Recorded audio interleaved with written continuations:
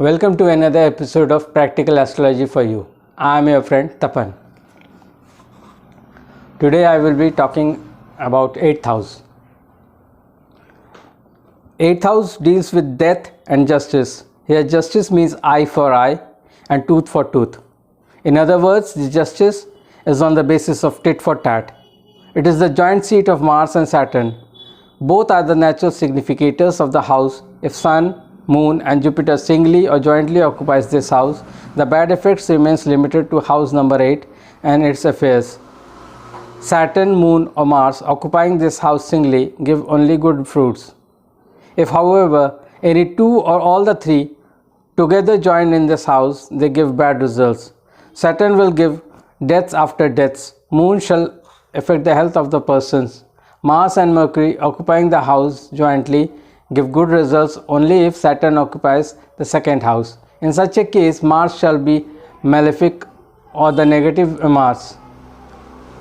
House number 8 has its influence on house number 6. If any of these houses is afflicted, the result will be bad for both the houses. In such cases, the planet in the 12th house should also be judged. The planets may be friendly or inimical. The planets in the 12th house shall influence the results. Moon is the most powerful planet for the affairs of 8th house. Moon by strength of his placement and position can undo the ill of 12th house also. The cause of the malefic nature of 8th house will be 4th house through 2nd house. In other words, the house 2, 4 and 8 should be judged simultaneously. The planets in house number 8, if inimical to planets in 2nd house and 11th, will strike at the most vulnerable point. So, why I am discussing 8th house? The question arises. They all say this is some bookish thing, but it also denotes occult science, in-depth spirituality. We get spirituality from 8th house.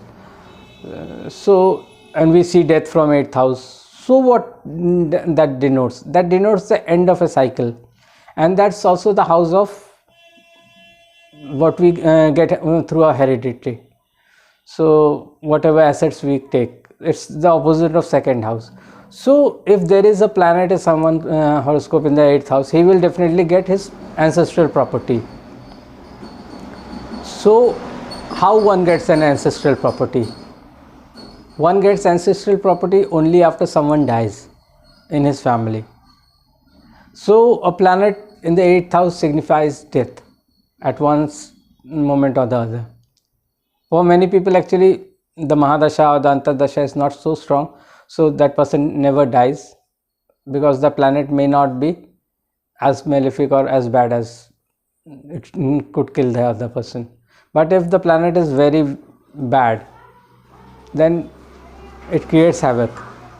So even if you get property, ancestral property, but it's on after someone's death, so it's not taken as good as other houses. It's not, actually it's not good. So you all can understand why we see 8th house as a bad house. And even any planet is bad in that house except for Saturn, which increases the age of that person, but still that increase in age doesn't give so good a fruit actually. So you all can understand, even if when Saturn is the Karaka of that house, still its placement is not good not considered good in that house. So think about it, and you all need to understand that whatever planets are posited in that house, 8th house, one should chant the Bij mantra of that particular planet on that particular day. So then that will help him to ease the problems, especially if the Mahadasha, Antardasha is continuing for that particular planet. Thank you.